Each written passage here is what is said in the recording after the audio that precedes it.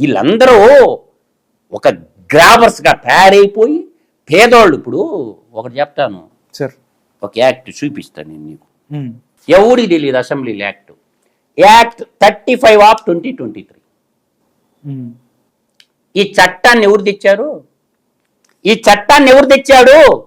ఎమ్మెల్యేలకు తెలుసు. 175 మంది ఎమ్మెల్యేలకి చట్టం వచ్చిన సంగతి ఎవరికన్నా? దీని కథా కమిషన్ తెలుసా చాలా మందికి? ఇప్పటికి తెలియదు. రాధాకృష్ణ గారు, నా బాధ ఇదే. జగన్మోహన్ రెడ్డి ఆడ సంతకం పెట్టమంటే ఆడ పెట్టారు ఎమ్మెల్యేలందరూ. యాక్ట్ 35/2023. I will explain. ఇది తెలియాల ప్రజలందరికీ. యాక్ట్ 35 ఇది చూడండి. చెప్పండి sir. The act may be called the Andhra Pradesh assigned lands provision of transfer amendment act 2023, 31 July 23. ఇక్కడ ఏం చేశారంటే సిఎస్ జవహర్ రెడ్డి అనే భూములు కొట్టేసిన కుంభకోణం ఉందో చూసావా? వైజాగ్. వీళ్ళు ఏం చేశారంటే ఒక చట్టం చేశారు. సెక్షన్ 234 చేంజ్ చేశారు. 1977 అమెండ్మెంట్ యాక్ట్ చట్టాన్ని, అసైన్మెంట్ యాక్ట్ ని దాన్ని అమెండ్మెంట్ చేసుకొని పేదల భూముల మీద పట్టారు. అసైన్డ్ భూముల మీద ఎంత దౌర్భాగ్యులు ఇచ్చారు ఆ భూముల. డైరెక్ట్ గా సిఎస్ ఉన్నాడు దాంట్లో. చీఫ్ సెక్రటరీ కొడుకో పుత్ర రత్నం 800 ఎకరాలు. అవును. భోగాపురం విమానాశ్రయం ముందు ఇది అమెండ్మెంట్ చేసిన తర్వాత ఈ భోగోతాన్ని తెలగెట్టారు. ఎప్పుడు? 31 జూలై 2023. ఎమ్మెల్యేల కాడ ఉందా ఈ చట్టమా? గత ఎమ్మెల్యేలు జగన్మోహన్ రెడ్డి 151 మంది ఎమ్మెల్యేల కాడ ఉంది చట్టమా? కనీసం వాళ్ళకి తెలియని కూడా తెలియదు అనుకుంటా. తెలియదు. ఎవరికి తెలియదు ఈ చట్టాన్ని తెలిసి నేను చెప్పాను కదా, అందరికి దొరకద్ది. Available act 35/2023. దీన్ని ఏం చేశారంటే ఇదిగో చూడండి. ఈ చట్టాన్ని పెట్టి ఇట్లా చేసుకొని 1,12,000 ఎకరాలు. ఎన్ని? 1,12,000 ఎకరాలు. GOMS number 596. GOMS number 596. 1,12,000 ఎకరాలు డాటెడ్ ల్యాండ్ ఐడెంటిఫైడ్ చేశారు. ఓకే. డాటెడ్ ల్యాండ్ అంటే ఏంది? ఐడెంటిఫైడ్ చేసి అవి ఎవరో ఒకరు పేదల కింద ఉంటాయి ఆ భూములు. అవును. దామోదరం సంజీవయ్య గారు మనం అర్థం చేసుకోవాల్సిందంటే 6 లక్షల ఎకరాలు పేదలకు ఇచ్చినటువంటి వాడు దామోదరం సంజీవయ్య. ఉమ్మడి రాష్ట్రంలో ముఖ్యమంత్రిగా ఉన్నప్పుడు. ఓకే. ఇక్కడ చెప్తా మీకు, అది తెలియాలి మనకి. ఇది మీకు ఇది తెలిస్తే గానీ ప్రజలకి వయసు పోదు. దామోదర్ ఇప్పుడు చెప్తా. మొట్టమొదటి ముఖ్యమంత్రి ఎవరు? అనంతపురం జిల్లా, ఆంధ్రప్రదేశ్. ఉమ్మడి ఆంధ్రప్రదేశ్ కాకుండా 1953 ముందు ఆంధ్ర రాష్ట్రంకి మొట్టమొదట టంగుటూరు ప్రకాశం. దాని తర్వాత బెజవాడ గోపాల్ రెడ్డి. అర్థమైందే? బెజవాడ గోపాల్ రెడ్డి. దాని తర్వాత ఆంధ్రప్రదేశ్ గా ఏర్పడిన తర్వాత మొట్టమొదటి ముఖ్యమంత్రి నీలం సంజీవ్ రెడ్డి 1956. దామోదరం సంజీవయ్య 1960. నీలం సంజీవ్ రెడ్డి మళ్ళీ అగైన్ 1962. కాసు బ్రహ్మానందరెడ్డి గుంటూరు ఆయన 1964. పివి నరసింహరావు 1971 తెలంగాణ. తర్వాత రాష్ట్రపతి పాలన. తర్వాత జలగం ఎంగళరావు 1973. మర్రి చెన్నారెడ్డి తెలంగాణ ఆయన 1978లో. టంగుటూరు అంజయ్య కార్మిక నాయకుడు, బీడీఎల్ కార్మిక నాయకుడు 1980. భవనం వెంకటరామరెడ్డి గుంటూరు ఆయన 1982లో. కోట్ల విజయభాస్కర్ రెడ్డి ఆంధ్రప్రదేశ్ 1982. ఎన్టీ రామారావు గారు 1983. నాదేళ్ల భాస్కరరావు నెల రోజులు ముఖ్యమంత్రి 1984. తర్వాత ఎన్టీ రామారావు అగైన్ 1984. తర్వాత మర్రి చెన్నారెడ్డి 1989. తర్వాత ఎన్ జనార్దన్ రెడ్డి 1990. కోట్ల విజయభాస్కర్ రెడ్డి మళ్ళీ 1992.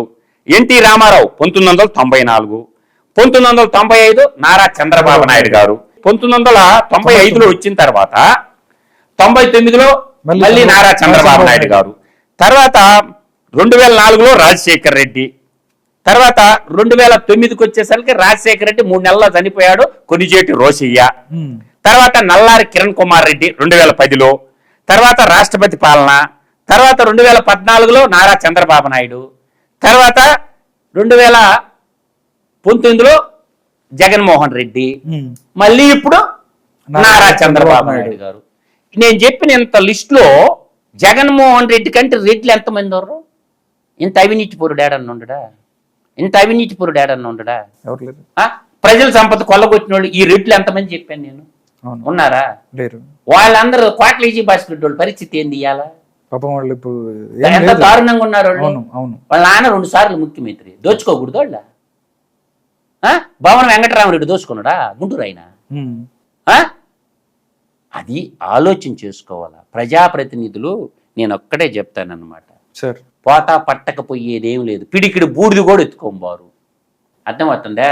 ఈ భూమండలం నుంచి పిడికిడి బూడిది కూడా. ప్రకృతి నిన్ను చూస్తూ ఉంటది. చట్టాలు నిన్నేం చేయలేకపోవచ్చు, న్యాయస్థానాలు నిన్నేం చేయలేకపోవచ్చు, పోలీసు వ్యవస్థ నిన్నేం చేయలేకపోవచ్చు. కానీ ప్రకృతి ఇచ్చే తీర్పు, ప్రజాస్వామ్యం ఇచ్చే తీర్పు చివరికి నీకు నీ బొక్కలు ఎముకలు కూడా దొరకవు. అర్థమైందా?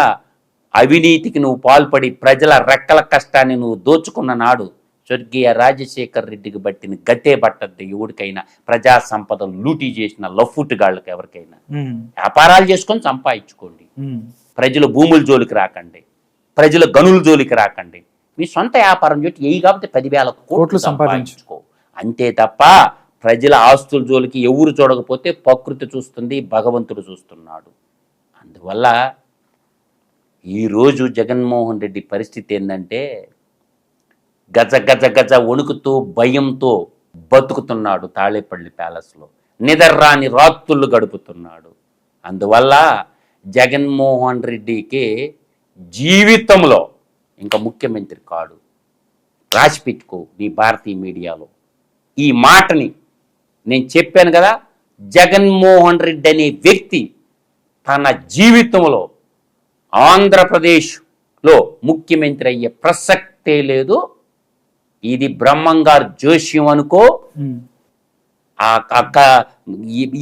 నేను జగన్మోహన్ రెడ్డికి సినిమా అయిపోయింది, పొలిటికల్ సినిమా అయిపోయింది. కాబట్టి ఇక్కడైనా పశ్చాత్తాపడి తన దోసిన ప్రజా సంపదనంతని ప్రజలకు రాసిస్తే చిరస్మరణీయుడుగా ఉంటాడు. చాలు. నీ దోపిడీ అంతా నువ్వు కష్టపడి సంపాదించింది కాదు, రాజకీయాన్ని అడ్డం పెట్టుకొని దోచిన సంపదే. ఆ సంపదనంతా ప్రజలకు ఇచ్చేసేయి, చరితార్థుడవై మిగులుతావు. అంతే తప్ప నిన్ను మించిన కోటీశ్వరుడు శ్రీమంతుడు పుచ్చలపల్లి సుందరరామరెడ్డి చరితార్థుడై త్యాగధనుడై మిగిలి ఇప్పటికేం మాట్లాడుకుంటాను గురించి ప్రపంచమంతా కీర్తిస్తుంది. అందువల్ల పుచ్చలపల్లి సుందరరామరెడ్డి గారు అలగానిపాడు నెల్లూరు దగ్గర ఎడవలూరు మండలం 270 ఎకరాల భూస్వామి కుటుంబంలో పుట్టినోడు 2 జతల బట్టలతో బతికాడు పుచ్చలపల్లి సుందరరామరెడ్డి. తన నమ్మిన సిద్ధాంతం కోసం, దేశ సేవ కోసం బిడ్డలుంటే అడ్డని తన భార్యకి ముందే బిడ్డలు లేకుండా పెళ్లికి ముందే బిడ్డలకి ఉంటే దేశ సేవకు అడ్డని ముందే ఆపరేషన్ చేయించినటువంటి మహోన్నతుడు, మహానుభావుడు. చివరిదాకా ఆ ప్రజాసేవలో ప్రజల కోసం పోరాడిన యోధుడు ఆడు రెడ్డి. అంటే నువ్వేందిరా రెడ్డి? పుచ్చలపల్లి సుందరరామరెడ్డిని మించినటువంటి రెడ్డి లేనే లేడని చెప్పగలను. తరిమెళ్ల నాగిరెడ్డిని మించిన రెడ్డి లేడని చెప్పగలను. సర్ సిఆర్ రెడ్డిని మించిన రెడ్డి అని చెప్పగలను. కడప కోటిరెడ్డి ఏమన శతకం రాసినటువంటి ఏమారెడ్డి. అర్థమైందా? శిరస్సుని ప్రాణంగా అడ్డం పణంగా పెట్టినోడు కోయిలగుంట్ల ఉయ్యాలవాడ నరసింహారెడ్డి. వాళ్ళ గురించి ఘనంగా చెప్పుకోండి రెడ్డి గారి పిల్లలందరూ. ఒక దోపిడీదారుని, ఒక గజ దొంగని మీరు ఏ విధంగా పోల్చుకుంటారో ఆలోచించుకోమని చెప్తుండని. లాస్ట్ ఒకటే ఒకటి సార్, చెప్పండి. 2 సార్లు